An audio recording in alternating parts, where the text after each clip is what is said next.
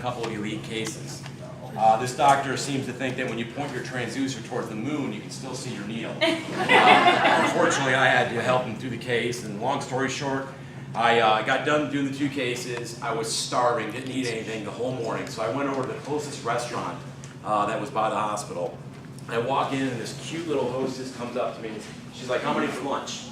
I go, look around, I go, "I'm a sales rep, I'm eating by myself." She's like, "Loser!" So you know my name. My name's Joey Baia. I'm in Charlotte. I was on LinkedIn the other day, networking, and I noticed LinkedIn has this wonderful little thing. It keeps tally of your years of service with each company that you've been with. So this is my 3rd career out of college, which I'm very proud to say that I've been only with 3 companies. And I noticed that on my LinkedIn page for Mojo, that my anniversary will come in May, making it the longest career job that I've ever had, 7 years and 10 months.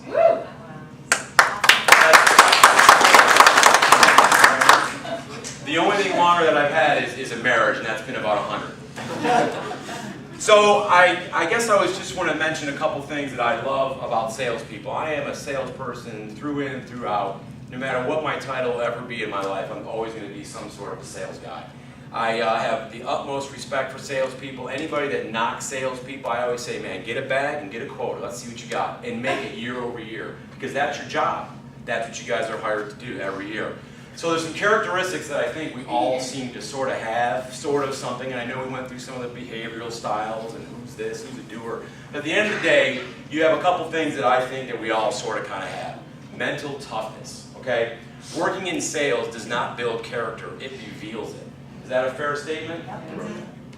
I think that we have moral inner compass. I saw this on the internet and it just sounded like a really cool word. Not exactly sure what it means, but in my mind, a salesperson is that focus and determination beats brains and intellect every time. And I've proved it. I mean, I'm the guy that took the short bus to school in high school. I was the guy that went to summer school to get into community college. That is no lie. Okay, I'm the guy that was the underachiever growing up. And I got into medical devices when everyone told me I couldn't do it, and here I am 8 years later, still having success. And I find that to be a privilege and an honor. We're psychologists. We tend to listen to everyone's problems, including technologists, about how hard their job is and how hard they've got it. You don't say, "Really, I got it," right? "I told you that girl was crazy," right? You know, like that's what we do. We listen to people, right? But salespeople know how to use logic and emotion to get the buyer to say yes. Do we not? Yeah. And that is honestly one of the biggest privileges that you have as salespeople. So I guess I wanted to get up with Mark and I told him, I said, "Listen, I got something to say at your meeting, and I wanted to really kind of give you what I consider to be the 3 characteristics that I found to be most successful, or what's made me most successful in my career." This isn't going to be any rocket science. I don't have a cure for cancer. I'm not a guy that knows everything. But the bottom line is, these are the 3 things that I feel like I've done in my career that's made me successful. They're not ranked in any order either, by the way. So the first one is, number 1, is I'm passionate about my career and the business that I'm in. You heard somebody in one of the breakout rooms, they said that today. Actually, Tom said that. You have to be passionate. You've got to believe in what you're doing. I'm grateful to be here to be able to help the patients and the doctors that I serve, and I demand the respect from my customers at the same time. So I find that to be like the number 1 thing that you should have is be passionate about what you're doing. Okay? You know, I believe in 100% in my product and my solution. If any of you feel like you don't feel like the Mojo is what's going to be the best for your customers, then you need to do something else. Go work at a desk. Don't be a sales rep. If you don't believe in what you're doing, then you're not going to be successful. It shows when you're in front of the customer. Okay? And I get that docs are, you know, smart and they can read a book and get 100% on it. But doc, can you do this? You know what I mean? Right? So, number 2. I'm the only guy who comes up here and makes a jerk out of himself. That's why we love you. Number 2, I know my product and competitors better than they do. I am a student of what we do. I read and see and touch and feel everything. And I know y'all are probably thinking, you've been here 8 years, you know, you've had the time. When I first started out, I committed myself because I was passionate about my career, passionate about the business. I wanted to make sure that I knew everything there is to know. And when that comes across to my customers, they know it. And I feel privileged to actually be able to tell them that.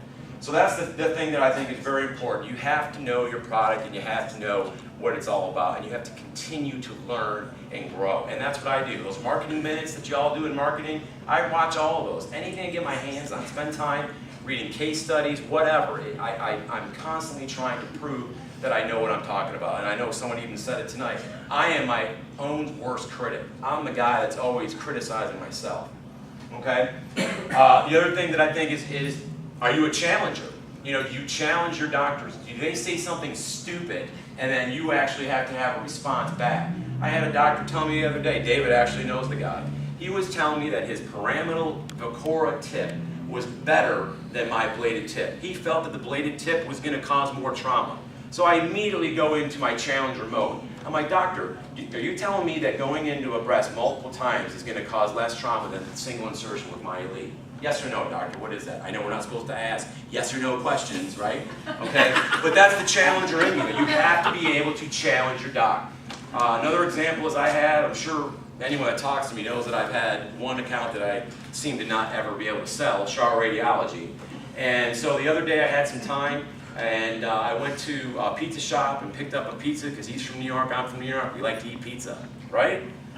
And so I wrote on the pizza box and go, Dr. May, give me 5 minutes of your time. I gave it to the receptionist. She went and gave the pizza to him. He agreed to meet with me. I go out into his reading room, and I just said, I had one goal in mind, is to get this guy to look at Revolve.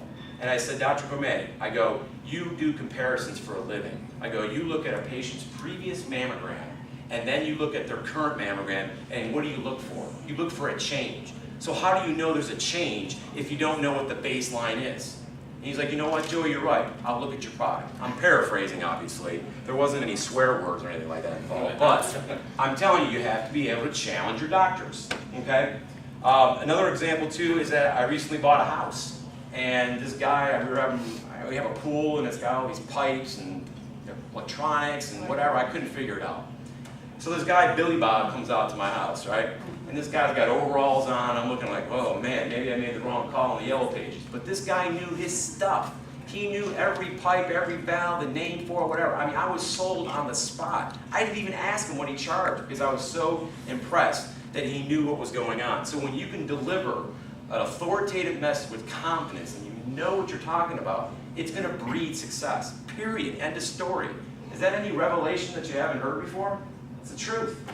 So third and final.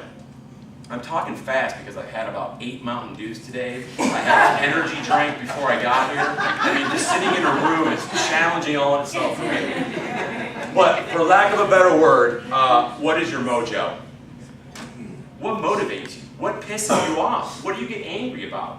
You know, what are the things that you decide that you're going to do? What gets you up in the morning? What are your goals and what are you willing to achieve it? I've often said to some people that have asked, it's like, you know, if someone gave you the keys to drive to Alaska, are you going to take those keys without hesitation and drive there and come back? Or are you going to decide and deliberate, maybe I shouldn't do it or whatever? For me, it's like, let's go. Give me the keys. I'm ready to go anytime. All right? And then I guess, you know, the example that I use, and I guess I probably could go see a shrink about this one, but I'll just tell you and save myself a couple $100. I've got a big chip on my shoulder, if you haven't noticed. He's right here. Say hello. Right? Hey, what do you want? What do you want? Right? A big chip. Right? I said earlier, I've been an underachiever the first half of my life. Okay? This guy says that I can't do it. I say that I can. And I try to prove him every day that I can do it. And that's essentially what my mojo is. What is your mojo? You have to figure that out. If you don't know what that is, that's something that you need to figure out within. It doesn't come from your manager. It doesn't come from Mark. It doesn't come from your parents or your spouse. It comes from you. It comes from within. And that's what's going to drive you to be a better, successful sales rep. So just some final thoughts. I'm tired of losing. Okay, I was the guy that sat in a meeting with our previous vice president or whatever her title was 7 years ago, and I'm like, why do we continue to have a quota that's lower than what it was the year before? Why do we continue to let our competition beat us. And I'm telling you now, and I know what everyone's probably thinking, you've been here, Joey, 8 years, man. You've seen it done, whatever. I have, but I've been all like you when you first started. I started out brand new too. I didn't know a lick about medical device, right? So I want to see us succeed, and I believe that we can do that, okay? So I'll give you one example of that.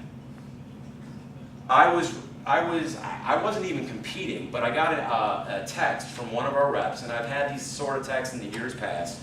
The rep was in contention with Capital, and he texted me, he's like, I think I beat you this month, or he said something about beating me, or he's going to beat me next month, or something of that nature. Not to put him on the spot, but Anthony, do you remember the response that I gave back to you when you sent me that text? I don't. All right, way to ruin my parade, buddy. You don't remember? Okay, fine, it's all right. Oh, did you say it's not a competition? Is it PG? I said the competition isn't anybody but yourself. Okay. All right? So that's the bottom line. The competition is you. It's not Cenerex or Suros. It's not anybody but yourself. You're competing with yourself. It's a big game. That's all it is. It's a game. That's the way I treat it. I don't ever think of Cenerex or Suros to be my biggest competitor. It's me. Does everyone kind of sort of buy into that? Yeah. Sure. Okay? So just one last little spiel. When I was growing up, I lived in Collingwood Estates. It was a small suburb of Buffalo. It had an oval street that was the neighborhood, essentially. So there was houses within the oval street and then on the outside. And I remember when I was growing up riding my bike, I would make the turn around the corner and I could see my house in the distance. And for some odd reason, when I was 12, 14, 15 years old, I would be very apprehensive when I saw my dad's car on the driveway. He came home from work, had his car on the driveway, and I'm like, why? I got nervous. So I told my dad years later, I'm like, Dad, when I would drive my bike and I'd see you, your car, I would be nervous. I didn't know if you were going to beat me or, I did something wrong. If you can imagine, I was sort of a challenging young boy, to say the least. We've made the turn. I can see my dad's car in the distance, and it's up to you to get home. He's not going to beat you when you get there. He's going to congratulate you. Okay? Thank you for listening.